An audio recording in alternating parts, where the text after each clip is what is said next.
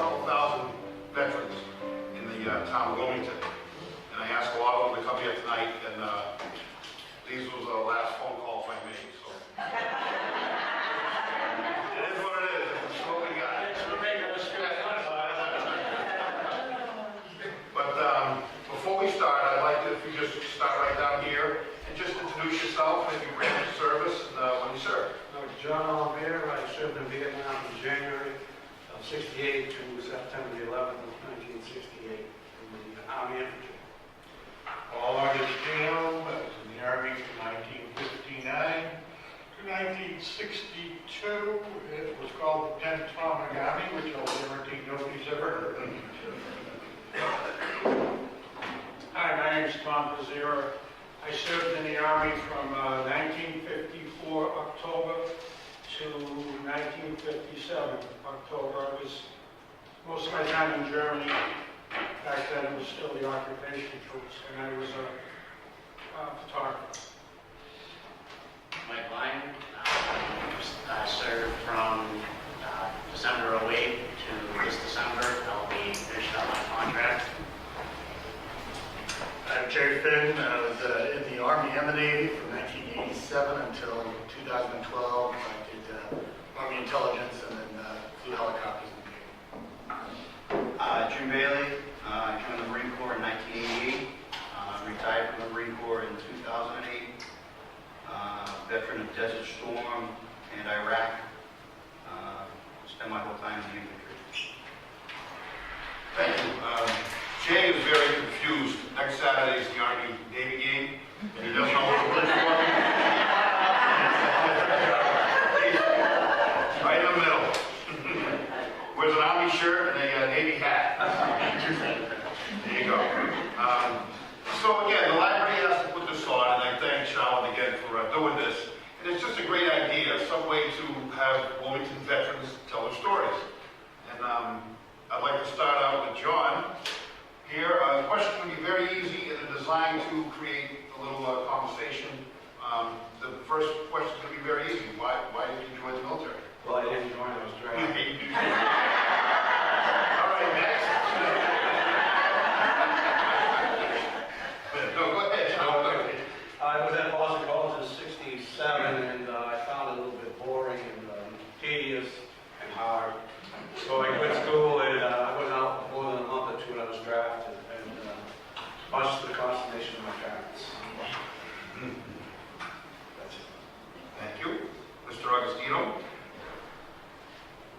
I graduated from Wilmington Vocational School on a Go in the Army son, we'll mail you your diploma. That was on my 17th birthday. A month later, I was at Fort Dix, New Jersey. From there, I went to a place called Wilmington, Germany. If you look at the Google thing, it'll say points of interest. Paul is also a Vietnam era. That's wrong on his card there, but never mind. Mr. Pizarro? Well, I graduated high school, I was 17, and I was the smallest kid in the class. And back then, this was just, the Korean War just kind of wrapped up. And they had to draft, and you had to do either go in or go to school. So I decided to join the Army. My brothers had been in during the war, and I admired them. I was no way going to be a Marine. The Army was the thing. Looking at Mr. Hayden when I say that. We battled it out every morning at breakfast. But photography was a passion of mine, and I got to go to photo school, and I became a photographer. And I did that for the entire time I was in, and I spent most of my time overseas in Europe. He couldn't join the Marines because his parents were married.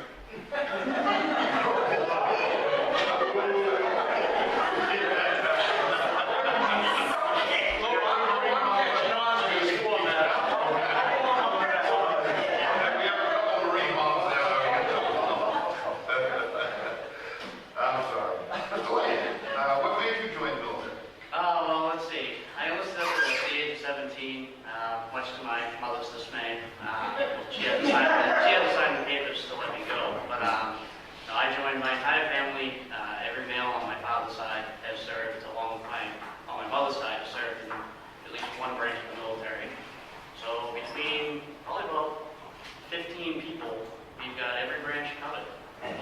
times too. The Army, on the other hand, seems to be the most popular one. We only have one that went to the Marine Corps, and he's now up. But it was definitely an experience that I enjoyed. It's going to be a sad thing to end it come the summer. So my story is probably similar to a few people. A lot of history, just about every generation in the family had served in a war or one service or another. So I always wanted to do it growing up. Shortly after high school, decided to join. That's when I went in the Army initially. I did that because I wanted to go in, wanted the experience, money for school. It was a great experience. Finished school, I still wanted to continue, and went over to the Navy. And it was a great experience. So everybody's got a different story, but they're all designed. There's a lot of kind of commonality about those who were drafted and those who voluntarily. Absolutely. I really joined to help offset my college tuition. It was a safe time, 1988. The wall had fallen. We were at the end of the Cold War. I figured it'd be a nice time to go in the middle. What could go wrong? What could go wrong? And a few things did, but also I have a long family history. We would have Sunday dinners with my uncles and my grandfather.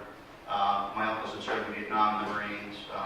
My grandfather was wounded on Guadalcanal in 1941. So one of those things. Family. Thank you.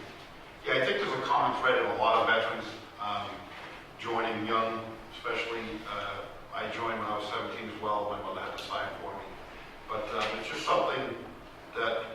At the time, I also joined in 1980. What could be better than wearing the uniform of the country and to serve the country? So there was a lot of pride. As I see a lot of veterans out here, they'll understand what I'm talking about. And there's a camaraderie with veterans that non-veterans, excuse me, no disrespect to non-veterans, but there's a camaraderie of veterans. We always like to be together. And that's why we have veteran cemeteries.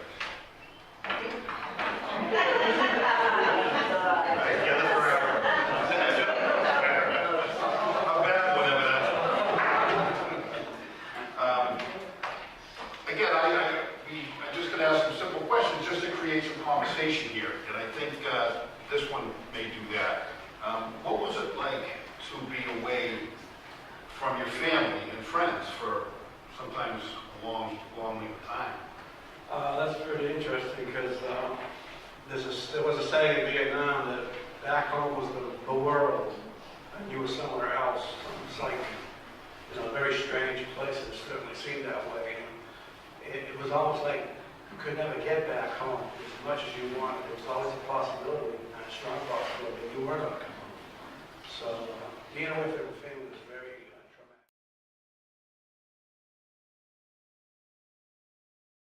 And I had 8 siblings, so I was getting mail constantly, but the other guys weren't getting any mail.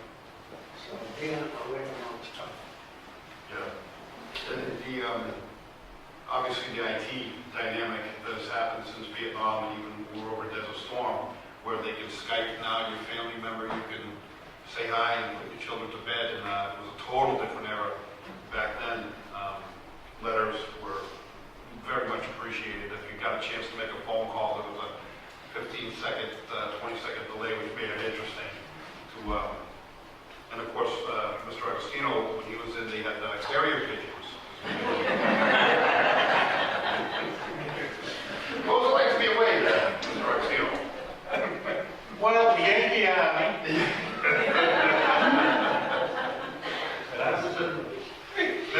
Civil forces. That's it. What was it like to be away? I started in New Jersey. I went to Augusta, Georgia. I went to San Diego Base, New Mexico, which is where all 4 services went in 1959 to learn about atomic weapons. And I won't finish the rest of that line, but Thank you. it's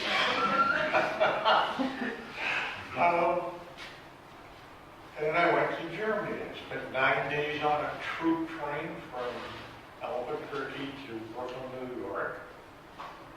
Got on a troop ship, suited for 1,500. There were 2,500 on it in February. On the South Atlantic. There are 100-foot waves, in case people have heard about them. They do exist. I was in Germany 2.5 years. I learned to speak the language. I can read it and write it to a certain degree.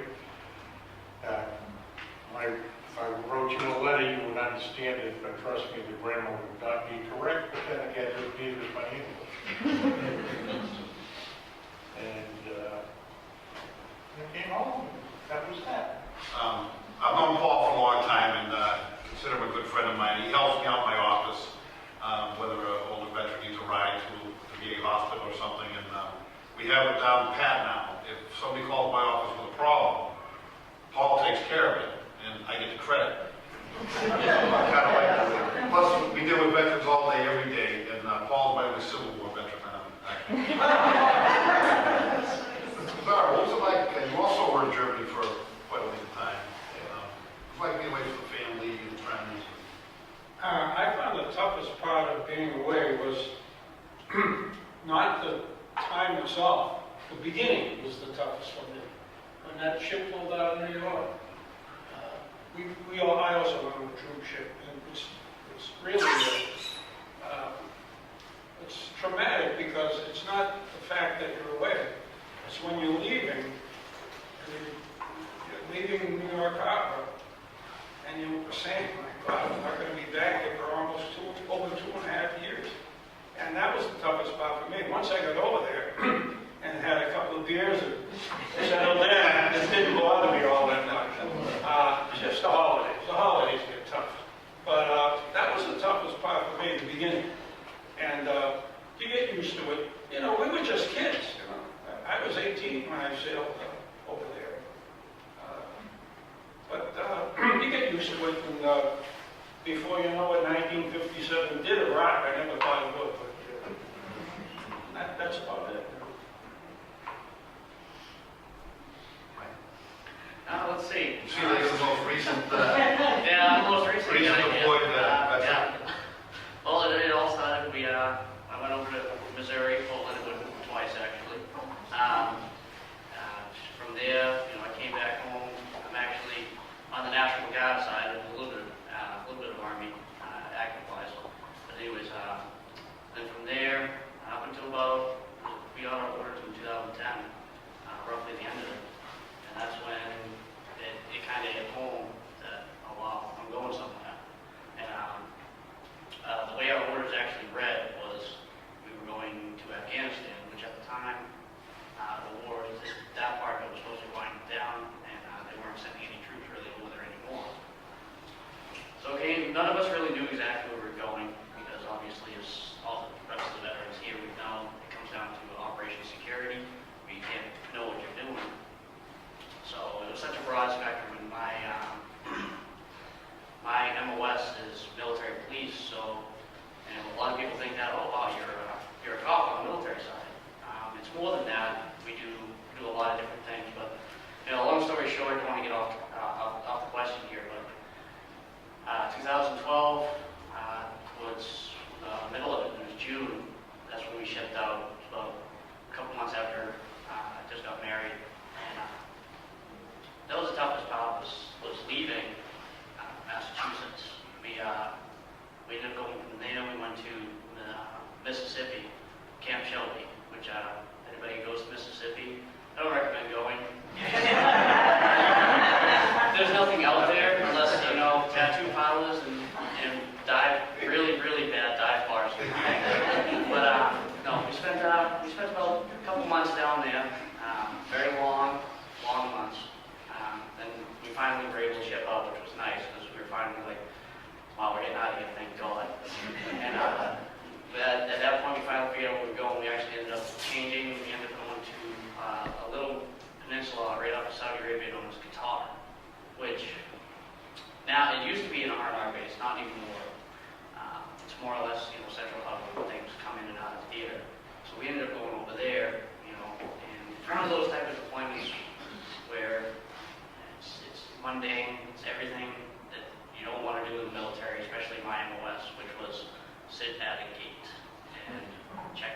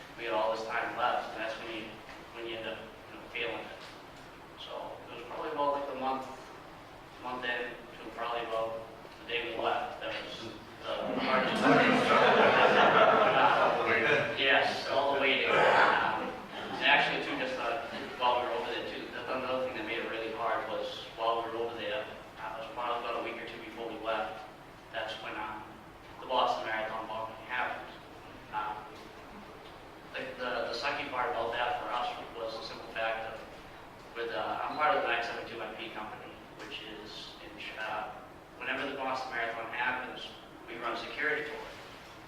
We happened to, that year, as far as I know, we were supposed to have the finish line here, but we didn't, because we obviously were deployed. So it was so much information that was coming through that we didn't know, so we didn't know if our fellow soldiers were all right, what have you. So that was the hardest part for us. A lot of us wanted to get back. A lot of us spent those nights up until they found them glued to, we were down at the NWR Center, had our eyes glued to the TV, just trying to hope that, everything went all right. But that was my experience overseas. Good stuff. Were you deployed in June? Were you over there for Christmas? Yes, I was. Christmas time was hard, but unlike previous generations that have deployed, we actually had the luxury of being able to talk back and forth with loved ones, be able to Skype, be able to send Facebook messages, what have you. So it was hard, but it wasn't as hard as I can imagine as previous generations might have. Jay? You had multiple ones. I'm trying to think of, what it was like when you were away, and I was away a lot, and I was away a lot of different times. So one way to maybe break it down is there's times where you're away just for a weekend, you're just away for a week, maybe a month or a couple months, and then 6 months, a year. And I've never gone for a full year, but the weekends, anyone can get away for a weekend. Those are the ones where you're like, sometimes you're almost looking forward to getting away. And there is an old saying, and some of us have probably heard it, don't whistle while you pack. It's going to be really tough, but you don't want to make it sound negative too good. So you have to be careful how you're going away. But the longer period of time, it is tougher. Weeks and a couple months, people can get away with it. Almost everybody can get by with that. The periods of when you're leaving for 6 months, you're not going to be back. Going to someplace like Iraq or Afghanistan or any place dangerous, or that, you're just going away for a long period of time. That is, I think, the harder part. I think it depends on whether you're married, house and kids at home, or younger and single. Maybe it's not as hard. I noticed with me being away as a parent and a homeowner and a husband, you're more worried about how's my house, how's the kids, they lock the door and things like that. So that I think were the hardest things about being away, was worrying about at home. I was far more worried about what was going on at home than what was going on with me being away. I was never worried about me being away for months. It's much more concerning. I thought that was the hardest part for me being away, was worrying about what's going on at home. And that's not unusual. So. But then how do you keep up with it? So again, years back in the beginning of my period of time in the service, there's no cell phones. You weren't emailing, you weren't in constant touch. Then you picked up a phone and you could be in touch with people. And then when you get, maybe the last 10 years, cell phones, email, much better communication, social media, all these different things you can keep in really good communication. I found at times there was too much good communication. So aside from worrying, I definitely got to the point, again, more going back towards being in Iraq for 2 periods of time for about 6 months each. It was good to just talk once a month. Once a week. Talk to my wife once a week, like during the week, and my kids like on Saturday morning, and pick up Skype, so you at least get on your computer, your laptop, your probably 10 or 12 hours difference, and pick up Skype and just be able to see each other that way. So that was good. So I think that helped a lot. Again, people going back to before those times, it must have been much, much, much harder, because now you don't have that time frame. You can't be in touch quickly. You don't hear about news, good news, bad news, or even just being in touch. That must have been much, much harder. But I think You hear about the Thanksgiving game in April. months later. And then you find out the team lost. You lost them. What money?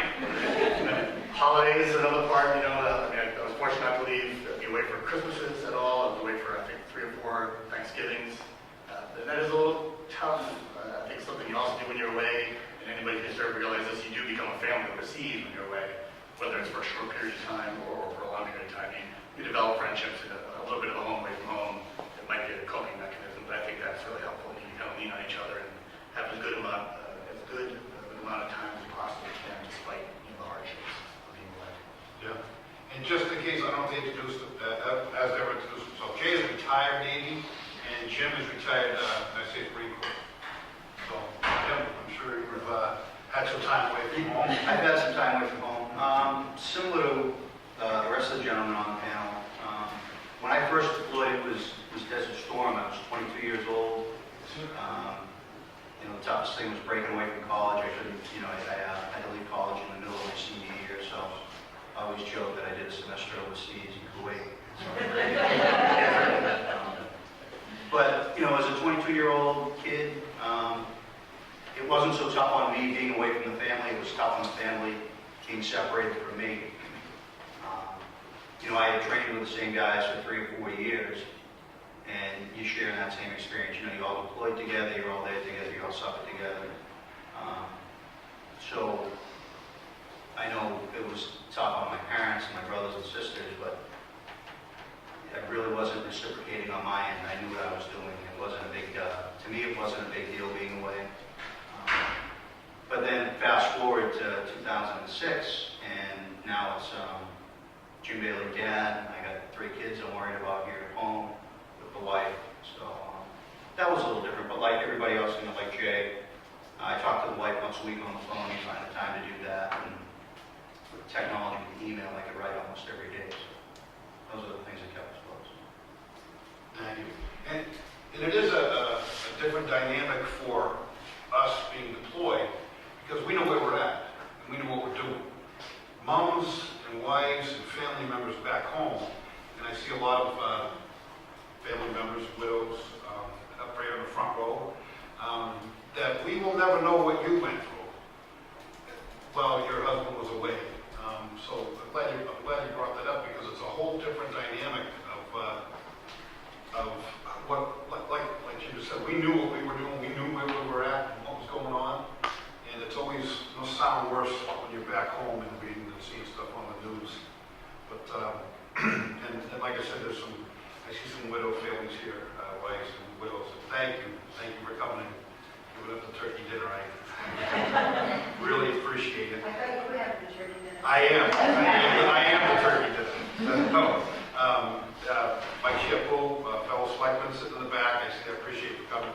And I see Joyce Dalton Eaton, her brother never made it back from Korea. And at the corner of Glen Road and Main Street is where his monument is right up the street from where you are. And she actually had the Navy send out an honor guard 3 years ago to bring out the flag that she had never received when her brother was lost. But kind of bring it full circle. Jim, we'll start on that. What was it like when you got home? It was great. It was a great homecoming on both occasions for me when I came home from Desert Storm.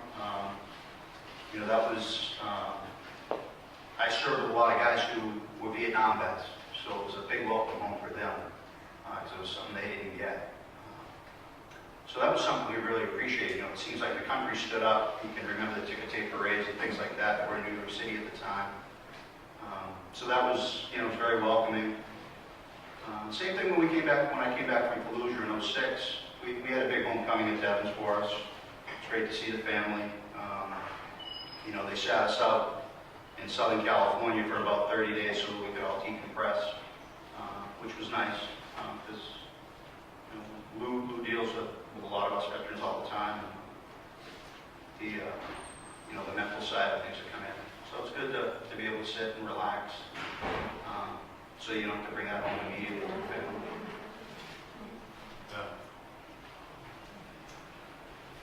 For me, well, maybe for everyone, coming home is always great, but it's never a bad thing. For the most part, the short periods of time coming home, it's almost like you don't even notice. You just come back and get back into your normal life. The longer periods of time, whether it was, I never did the thing where I deployed on a ship. Everybody's seen the things on TV where the ship's coming back in, everybody's manning the rails with uniforms. I didn't get that experience. That would have been really cool. That's probably really emotional. Almost every time I was away in the Navy, gone for an extended period of time, usually coming back on a plane by myself, so it's almost like nobody notices. And that's okay, but at least your family, your friends, or whoever there kind of waiting for you, so that's always exciting. It's always a good experience, always very exciting. Probably tears when you're leaving, and tears of sadness when people are leaving, and tears of joy and happiness when you're coming back. That's pretty standard. I think it's a period of time, it takes the longer you've been away, maybe a little bit more time to adjust coming back. Not necessarily in a bad way, it's just different. Like you're back to normal life and the normal way of life. And and now you're on other people's schedule. When you're away, you're deployed. You tend to you're almost like a single guy. You're out there living the life of a single man in a lot of ways, because you make your own schedule out of being told what you do. So maybe it is similar to being home in that way. But being told what to do in a different way. But yeah, you come back and you have responsibilities, and that takes some transition time, I think. And that's just a period of time in transition, which is not uncommon, I think, for anybody. Absolutely. Mike, you being the most recently returned, turning back. Well, mine was a homecoming to be expected. We got, it wasn't a huge welcoming home. We landed in, we actually ended up landing in Hanscom Airfield, small little aircraft. We got greeted off on the tarmac by a lot of high-ranking officers and officials, and a couple local people as well, their families and friends and what have you. Actually, a funny little story too to share off of that. A good friend of mine that now is actually one of my best friends. While we were in Mississippi during the demo process, what was called, we had about 30 days there. A buddy of mine, me and him, we were talking back and forth, and he came up with the idea is to coin one of the highest ranking officers that we have. At the time, he was a private first class, and for those of you that may not know, coining is done by a higher, usually by an officer to an enlisted member. It's a sign of gratitude. There's a whole backstory to it as well. Long story short, we get off the aircraft. I had actually found a private first class coin for him down on base. I bought one and gave it to him. And while we were getting off the plane, I was right behind him. And he actually ended up shaking hands with he was the brigade commander of the 26th Infantry, and he actually ended up coining him with a PFC coin. That is a story that I hear to this day floating around the battalion about that situation. It was a pretty funny experience. But anyways, once we got off the plane, we got all together. We ended up boarding buses. We got a complete police escort back through Bedford, through the base, then eventually onto the highway, which a lot of motorists were not happy that 95 was shut down. So we were coming back. We ended up arriving in Reading to all of our family and friends and everybody that had been talking to us overseas. And it was a very nice homecoming. It was a good time. It was definitely nice to be back. Glad to have you. I was glad to be back. The first thing I want to know was who sat me next to this young kid?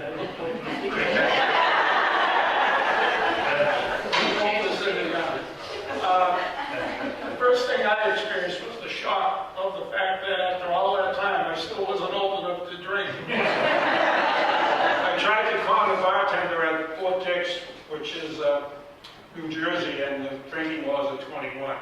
So I ordered a beer, never thinking that I would be questioned, because obviously overseas we were drinking the whole time. And he said, show me your, well, I mean, beer was the thing over there. So he said, show me your ID. So I said, listen, pal, I just spent 29 months overseas. I've been in this damn army for 3 years. I says, there's no way in the world that I can't be 21 years old. He says, show me your ID. That's a true story. It really happened. But as far as coming home, obviously your family is like thrilled to have you back. And when it comes to I thought of only myself when I was overseas. I mean, I didn't have a family. I had my mother and my father. And the fact of the matter is I should have taken good care thinking about what my mother was going through. Because I was the last of 9, so obviously I'm the baby in the family. And in fact, I got called on the carpet while I was over there to write your mother a letter, that's all. But other than your family, it's not like at the end of the Second World War, or obviously in the First World War. I think the first guys who experienced this, no one really, it's not apathy, it's just people didn't realize where you were. A guy comes home from Korea, you are rotated back one at a time, not as a group. So when you came home, after you left your house, you're going downtown, you're a kid, you say, well, everybody's going to be like, whoa, there's Tommy, was like, oh, where you been? I haven't seen you for a couple of weeks, you know? And that's really what it was. Unlike the poor fellows from Vietnam, who really had to put up with some bad times when they came home. My experience was nothing, it just, we were back, and after a while, people kept saying, when are you going to get a job? Which was true. And, but it was great to be home, because back then, there was no communication. When you left New York, until the time you stepped back off that ship, there wasn't even a phone call. I never made a phone call. It was just letters and postcards, all kinds of postcards. Because and you have, I still have some of it. And there are different postcards to your brother and your mother. They're getting fixed up. And the postcards I love to send the most were the ones from Copenhagen. The land of uninhibited women. It was so long ago. Things were, I never talked about this much. And it's been so long ago, I almost think I made it up. Obviously I did. He did, I saw it this time. There was nothing. You came home after a couple of days. People didn't even realize you were gone. Mr. Agostino. That's it. I left Wilmington on February 5, 1959, 3 years, 5 months, 23 days, 13 and a half hours I came back. Not that I kept track of it. What did you want to get out of the Army? Me.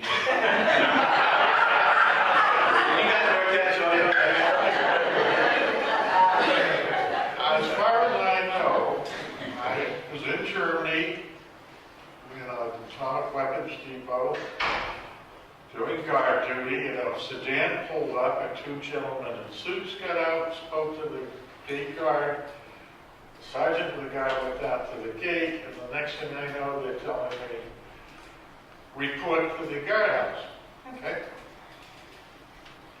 Walk in the door, and man says to me, what's your name? I said, Paul Augustino. He said, you're under arrest.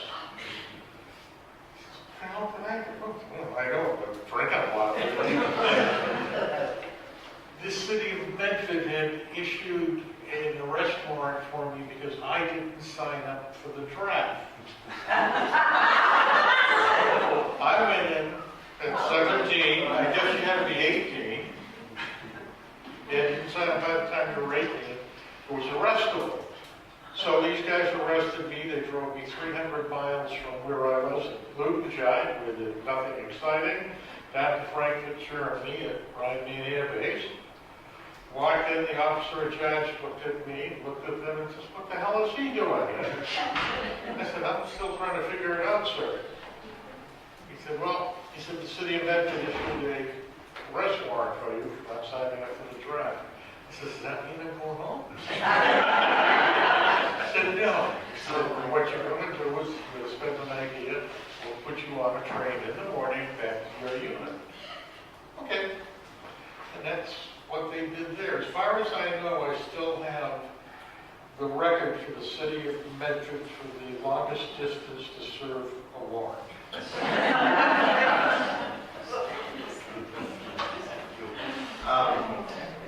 I kind of wanted it to work out this way, John, being a Vietnam veteran, Purple Heart recipient, by the way.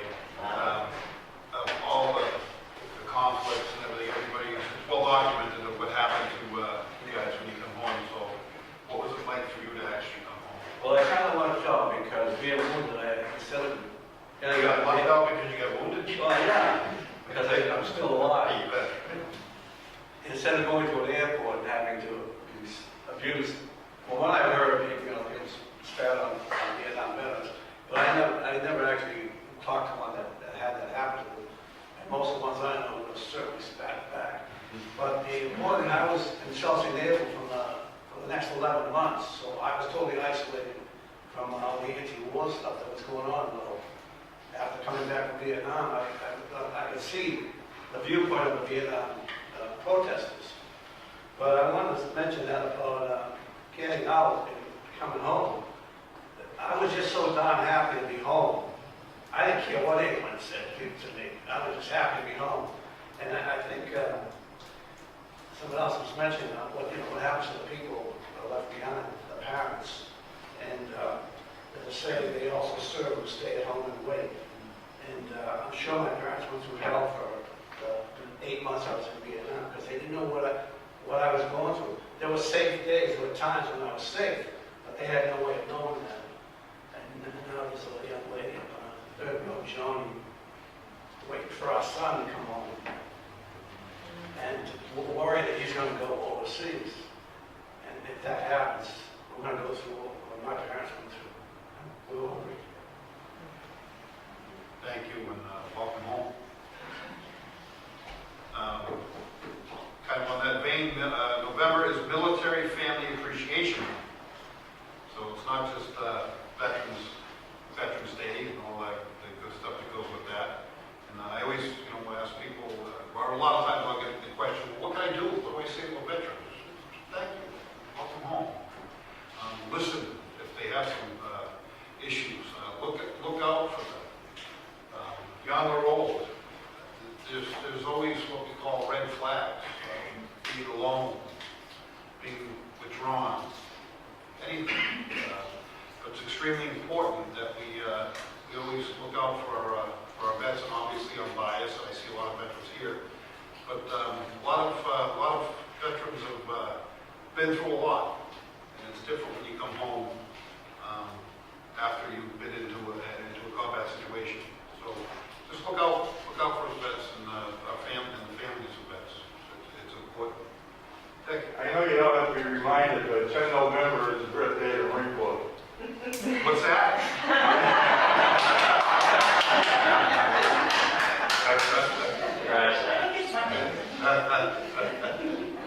Well, a few days ago was the 10th anniversary for local heroes.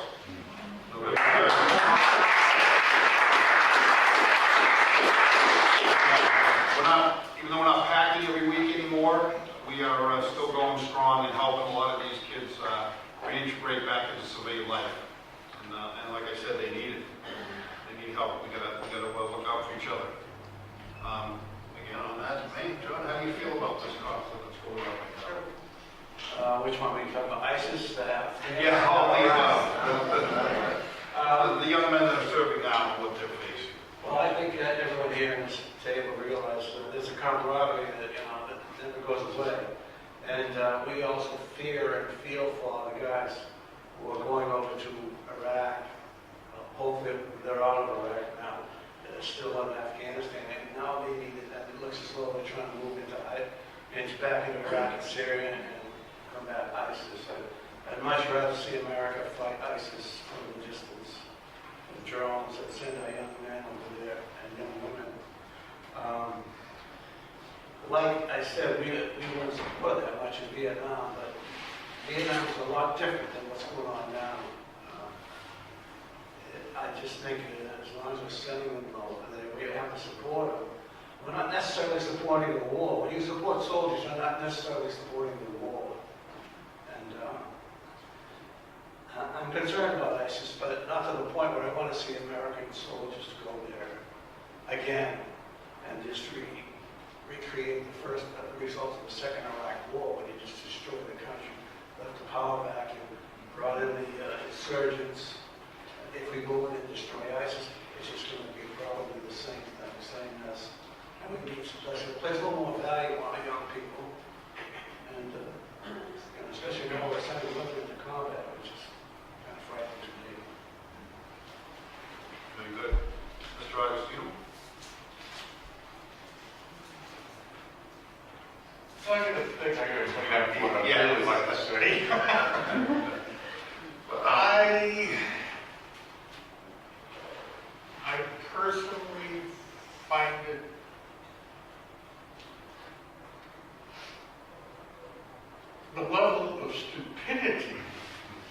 that the news people put out there to make us think that if we go on search and destroy missions, that the locals are going to love us.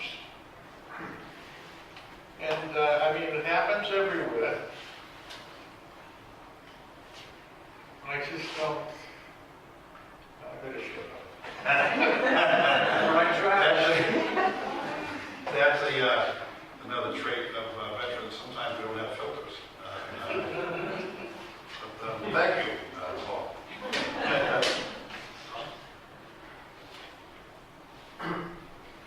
Why we're where we are is it's a real complex issue. Everybody's going to have a different opinion of that. What we got to think about is the young people who are there and the things they're facing now. It's an unseen enemy. These guys aren't going in. You can win a war, but to maintain the peace is the difficult situation.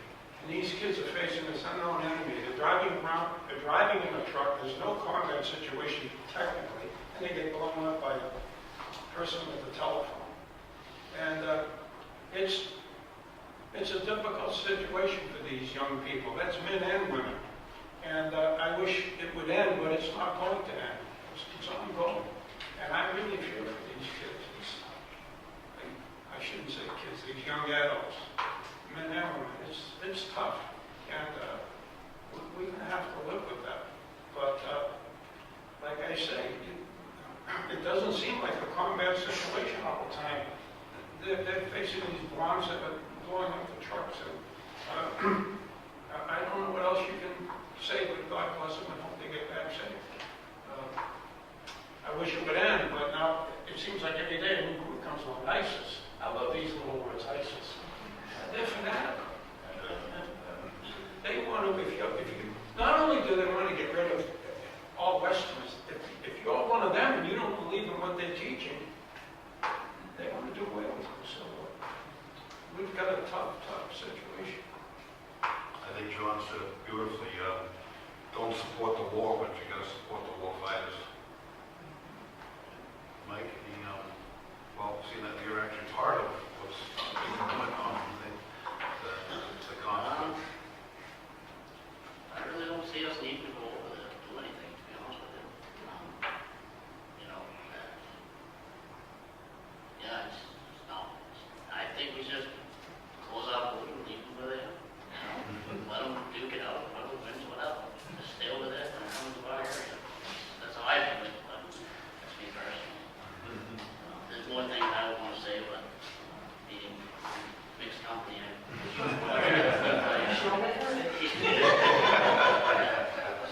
Swing by my office tomorrow. I keep it tactful, and we'll pass it on to the next, Yeah, I think, before if I may interrupt, before you answer this question, I'm interested to get your take on, I think, what Thompson about the technology we have, drones, helicopters, smart bombs. My opinion on the technology, use of technology in warfare, Yeah. I'm all for it, absolutely. But not in a bad way. It's part of the nature of the beast. It's good in a lot of ways. It can help save lives, but I realize it can also take lives. I recall a few times, actually probably many times in Iraq, seeing a lot of UAVs over there. The helicopters, aircraft, but literally at times you can see 4, 3-4 UAVs in flight at the same time. And not at night because you can only hear them because the lights are out, they fly out with the lights on, but then a couple times after a large bomb comes, just so they can't be seen, they don't be targeted even if they're with altitude.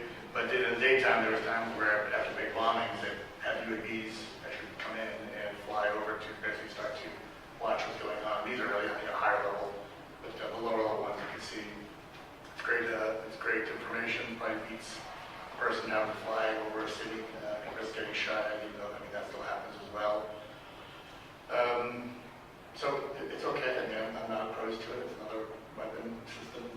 All weapon systems can be abused for the wrong purposes and the wrong hands. And our adversaries are getting some of these types of weapon systems, and they can use them against us as well. So two can play at that game, unfortunately. So I think there's a lot of good uses of the technology. Drones and UAVs, different types of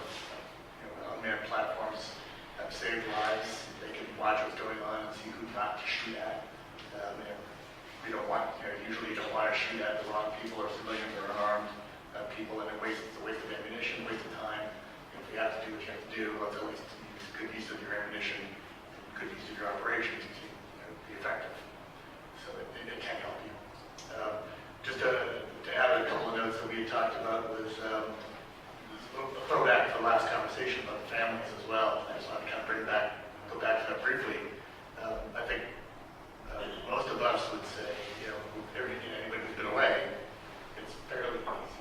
You're away, you're doing what you're going to do. But again, maybe next year's panel can almost be the mothers, the fathers, the wives, the husbands, the kids of that served. Because people have heard the saying before, one of the hardest jobs is a military wife, but I'm sure they deal with a husband or a father or a daughter or a son.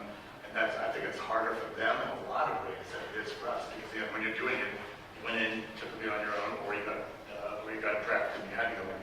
But you get to a point, you just do your job and you just do what you have to do and get it over with. But it's the people who are in no control that I think is much more difficult. Not knowing that. Beautiful. Yep. What's your thoughts on the conflict today? My thoughts on the conflict today, I generally don't see a need to put American service members on the ground to fight ISIS or to even support the Iraqi and Afghan armies at this point. Having been over that area, that world, having been in that culture for almost 2 years of my life, there is a real difference between the American fighting person and the Arab Iraqi fighting person, and that's, the Americans, we're the only nation in the world that our service members take an oath of allegiance to a constitution, to a piece of paper. Over there, they don't take oaths of allegiance to an ideal, they have to take it to a person. So often, how they're reacting is due to a threat, personal threats of their own safety. They're coerced with money to turn the other cheek. And I don't think that's worth sending any of us over there to bail them out of that. We dedicated 14 years to trying to make them a viable fighting force in the Middle East. And it really hasn't worked out. There's corruptions in their society that have forced them into the situation they're in right now. I agree. And, nobody wants war. I don't think anybody wants war, especially if you ask a combat veteran. Been there, done that.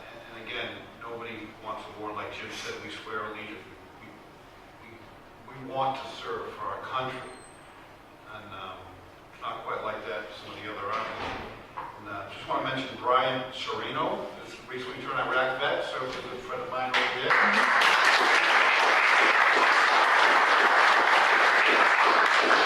Any veterans out there, and mothers of veterans, and wives of veterans, and families. Andy back there's a Navy man back there.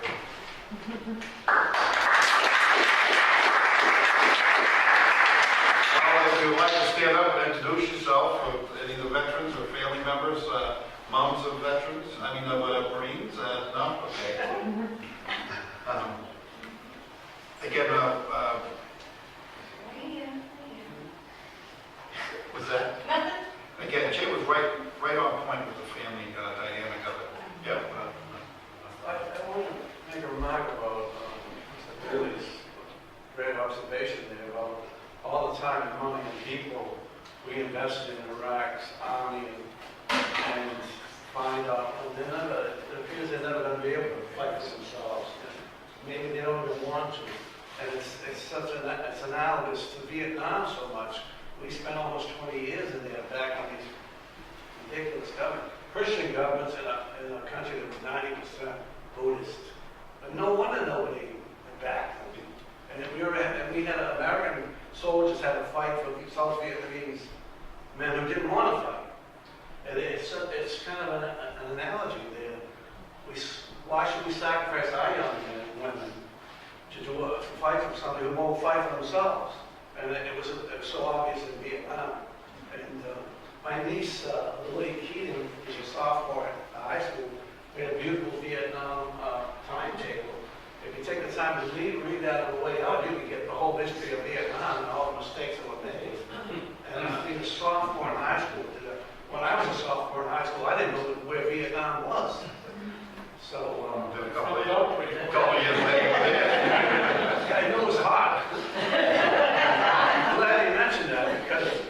because I think history doesn't repeat itself, but it often does, especially if you're not aware of it. I just want to interject that. No, that's great.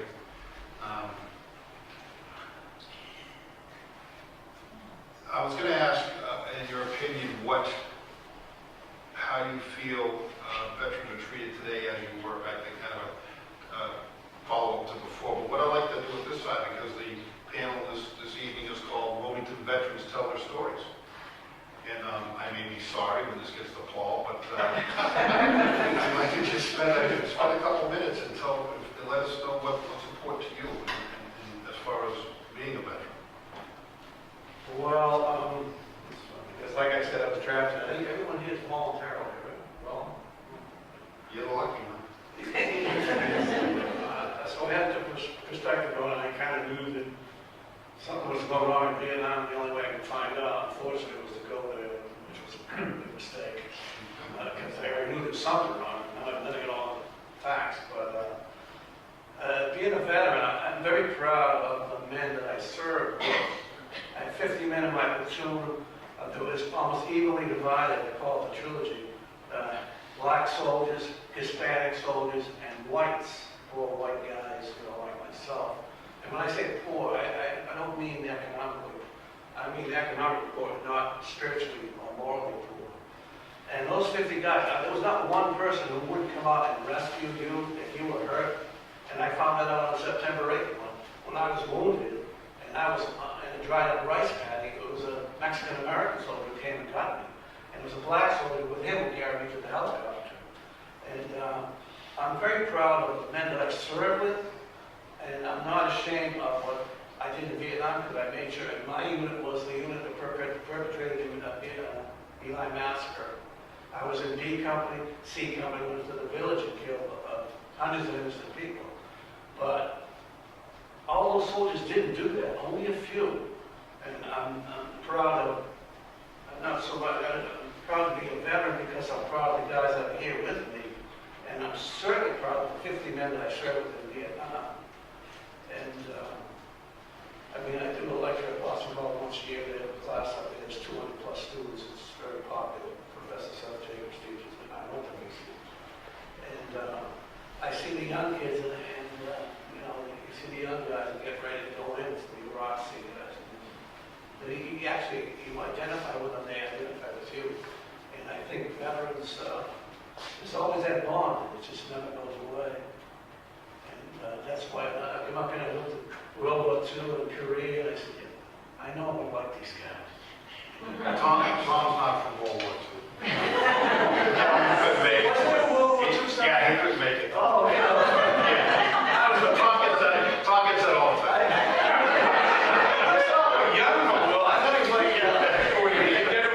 If you served in World War II, can you get a medal? Does it matter which side you were?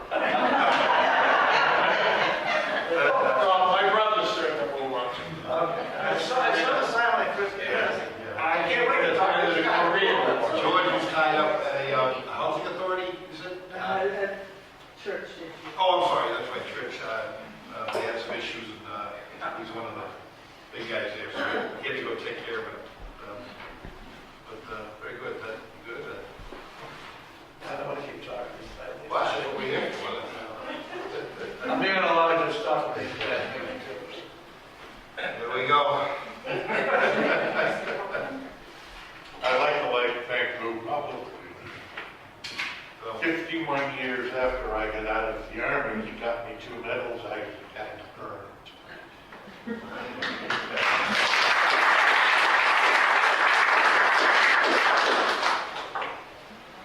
Well, you earned it. I want some of that credit that you keep me.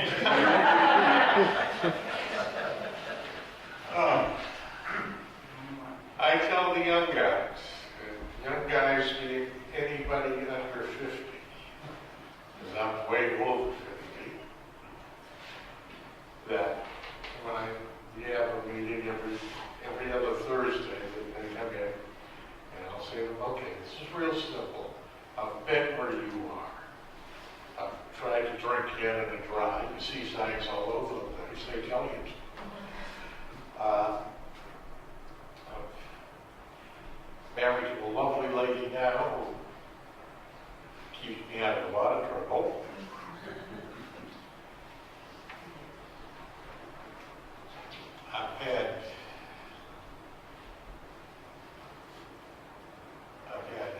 lousy experience with one of my children.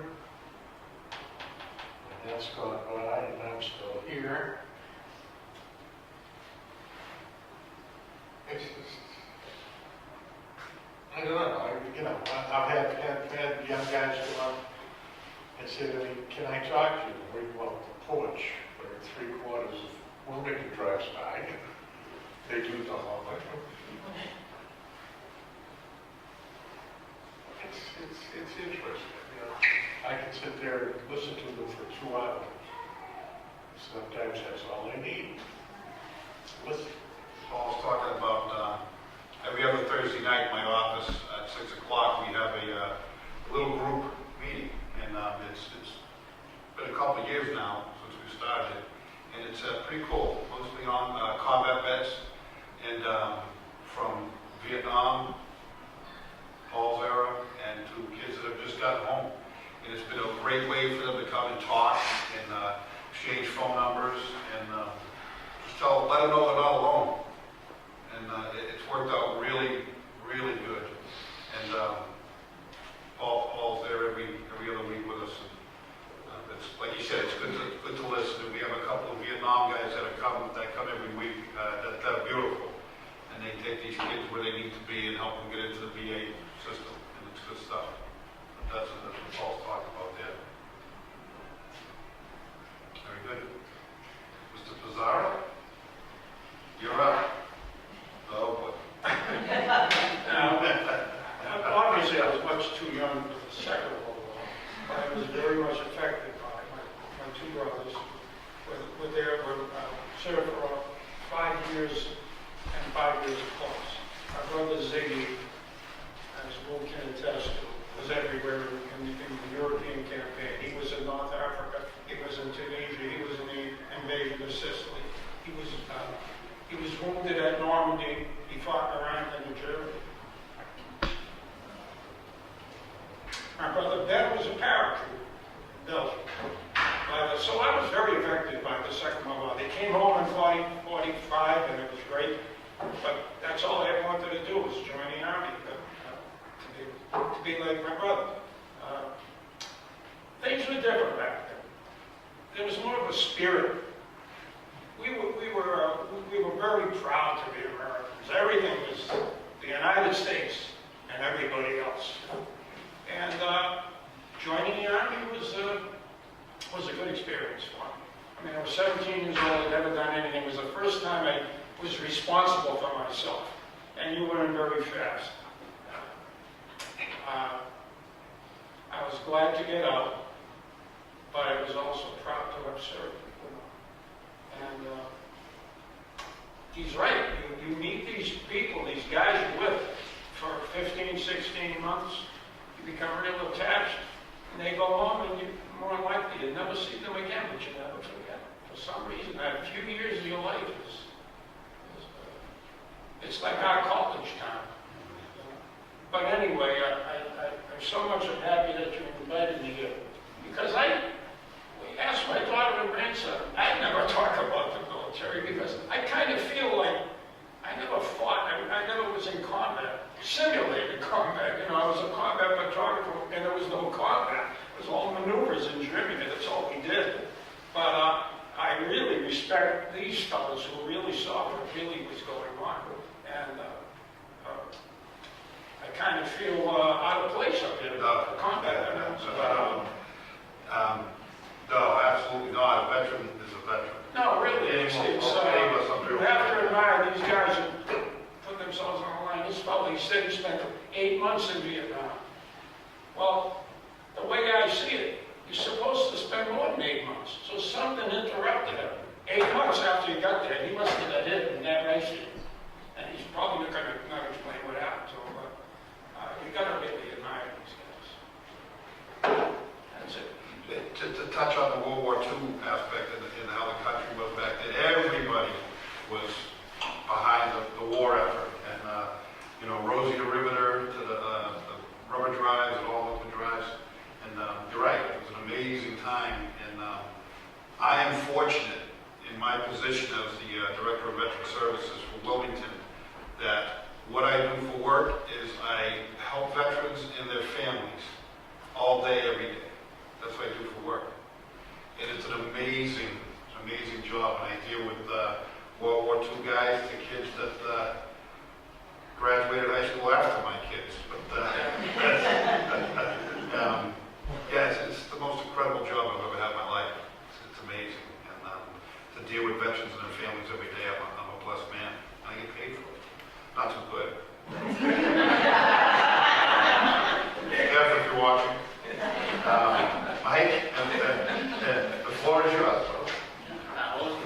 You're up. Whatever this is a Veterans Day special. It's going to be broadcast in 48 states.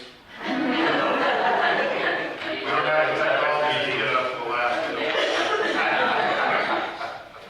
No, I mean, my time in, I still got about a month left actually. Just Christmas Eve will be my last day officially with the military.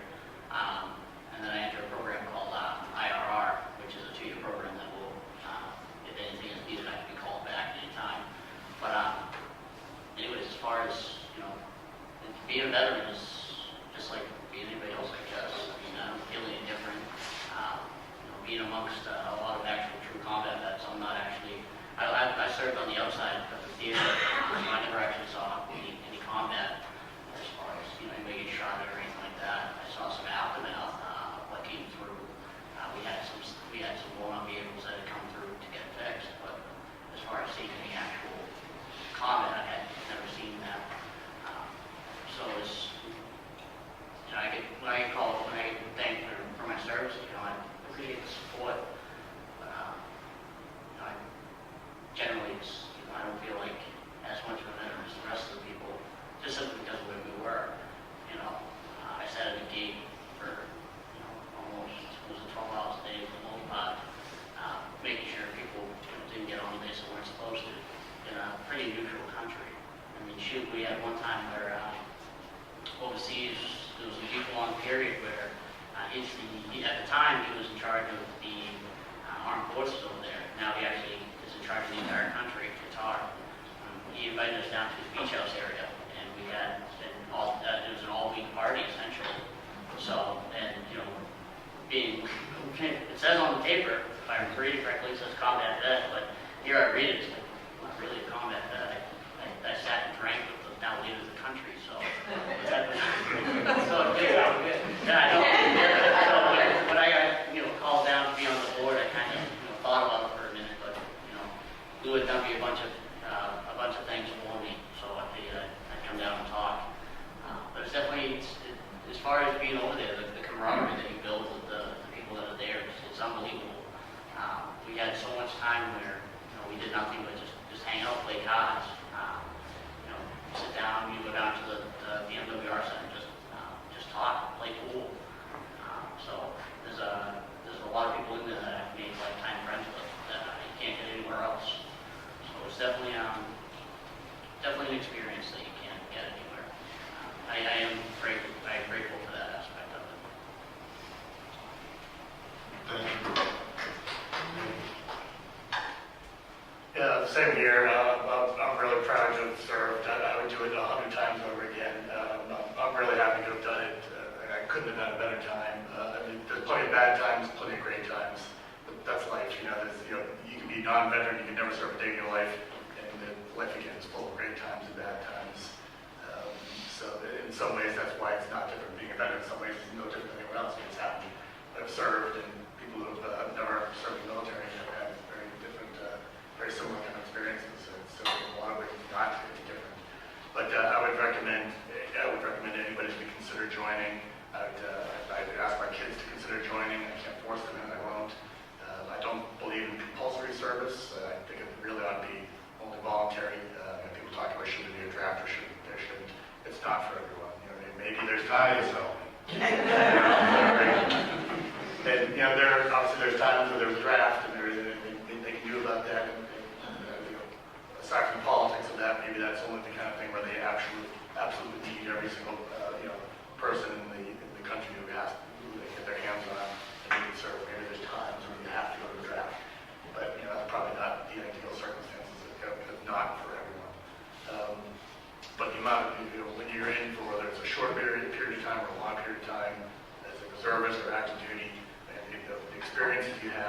good and bad, the places you go, the bonds you make, the friends you have, the experiences you have, they just stay with you forever. And it's the things I think I cherish the most and will think about forever. So it's good, and there's plenty of bad times as well, and that's life. But it's, I did it for the money.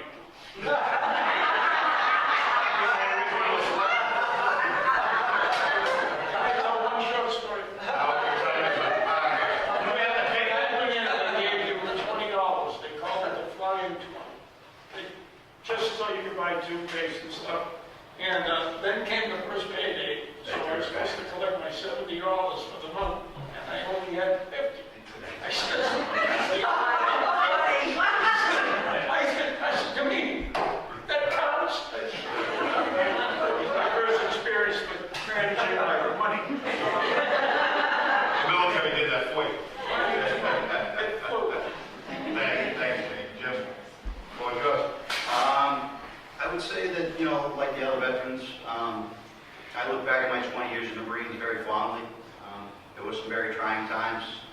You spend a number of months in combat like I did, but always very proud of the Marines I served with and the sailors I served with.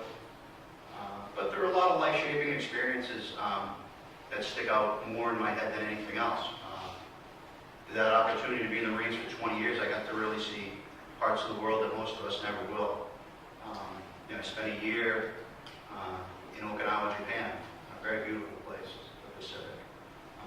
When I was over there, I had a team with the Japanese admiral on the island of Iwo Jima. Marines hold very dearly. Another time, I spent St. Patrick's Day, 1998, in a mountain in Norway, drinking beers with Norwegian soldiers and fellow Marines. And we were waiting for things to start. 300 miles above the Arctic Circle, a lot of people can't say that they did that. So, it's also provided me with an education, and the job I have today is helping me get that and those skills that you need to survive with.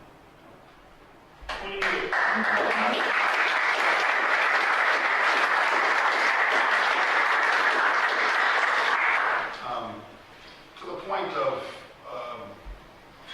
you don't feel like a veteran or less of a veteran, that's crazy. Timing in life is everything. Everything happens for a reason. Your MOS might have brought you somewhere, or just, you might have done 4 years of peacetime because you were fortunate enough to be that age when you went in. So I don't think anybody should be feeling less of a veteran because you're MOS. Again, with Veterans Day coming up, I just can't stress enough to everybody to look out for us. Look out for us, veterans. Look out for the new face of veterans. And don't be afraid to say thanks, kid, and welcome home.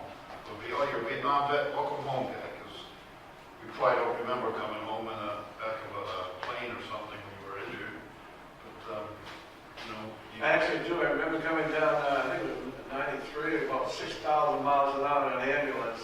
And I said, my leg must have been up. I'm going to get killed on the expressway. I said, I was the only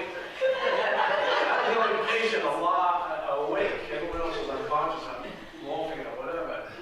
I said, you got, because I was going actually by my house. I said, please slow down. I don't want to get killed on the expressway.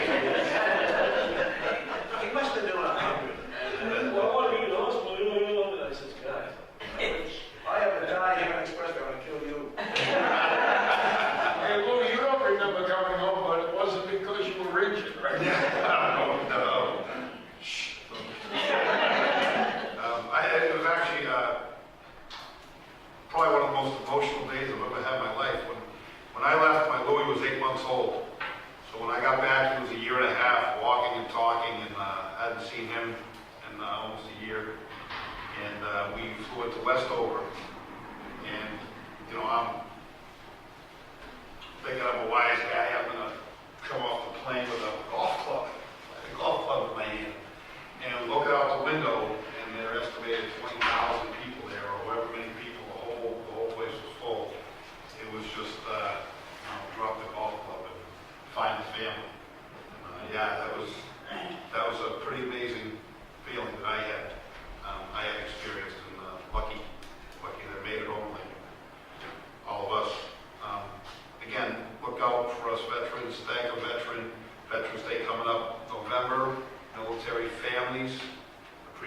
month. So we have to say thanks to the ladies back home.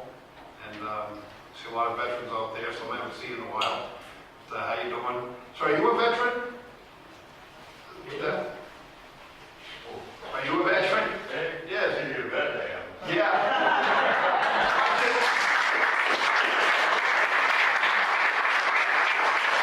Why don't you come see me in my office, so I'll get you some hearing aids.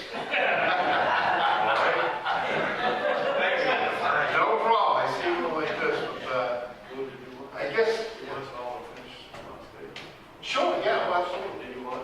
Yeah, well, I was just gonna say, if you guys didn't mind hanging around for a few more minutes, maybe field a few questions, if there's any questions, or if you have something else to say, Council. I just want to say one last thing about the post-traumatic stress, because a lot of veterans don't know that they have it. And, I was called in by the VA about 20 years ago, and they said that because of your unit having so many injuries, we're calling in you for psychiatric evaluation. And I kept telling them, I'm fine. And I know it took me 20 years to talk about it. And some guys will take longer, even some World War II veterans, they talk about for 50 years. And I totally understand why. And I said, I'm fine. I understand this situation. I don't research certainly a lot of it. And he kept telling me, no, I think you have it. He kept telling me. I said, well, how is it manifesting? He said, well, you're hiding it. Because I was playing music, and I was using music and writing about Vietnam and writing songs about soldiers. And he says, you're using that to compensate. Like, you definitely have post-traumatic stress. I just wanted to mention that Sunday on radio station 95.9 FM in Marshfield, they have me on there every year. And if you're interested in hearing some old folk music, I'll be on there. It's also What time? 3 to 5. It's also on the internet. I have no idea how to get it. I know everybody else in this room knows how to get it. Mike, 95.9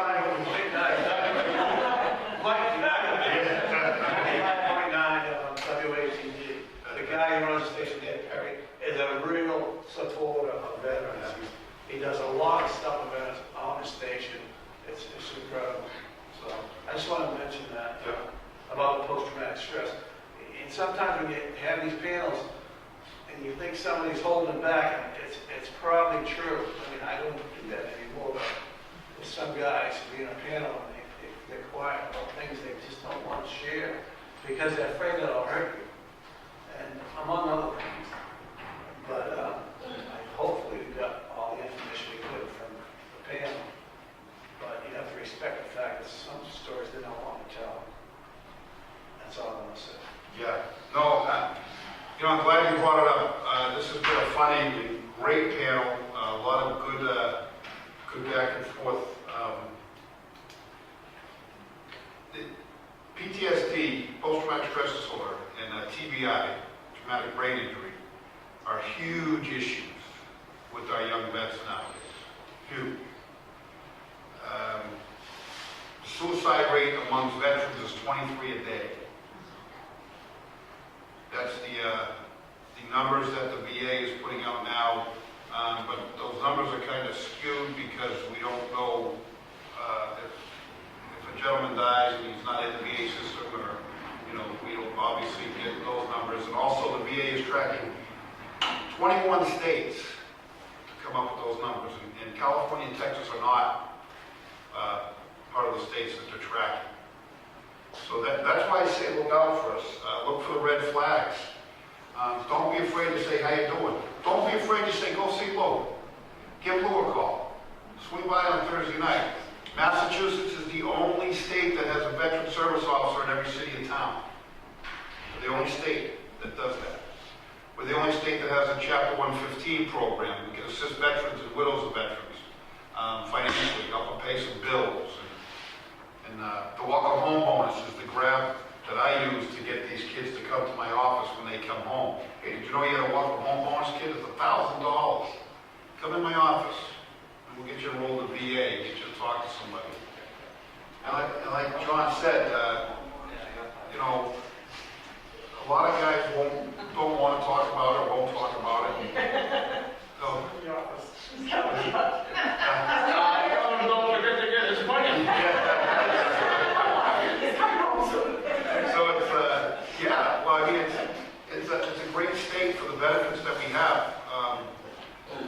always trying to help these young kids reintegrate back into civilian life, which isn't the easiest thing to do.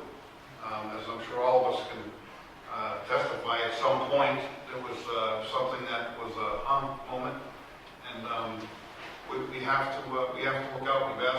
We asked these young men and women to serve their country and go over to a combat zone, and when they come back, we can't let them fall by the wayside. It's a huge problem now, and I know anytime I get a chance to speak, I like to get the word out for that, because it's a huge problem. And it's not just these kids coming home, it's some older vets, and it's happened right here in tiny town Wilmington on more than too many occasions. So don't be afraid to look around and ask questions, and just say welcome home, and go see Lou. And we'll take care of them. That's all right. That's okay. We do a lot of good stuff in the office. I'm proud of what goes on in that office with these young kids. So don't be afraid to tell them to go see Lou. Again, thank the panel. I don't know if there are any questions. Have we got any questions or anything? Thank you very much.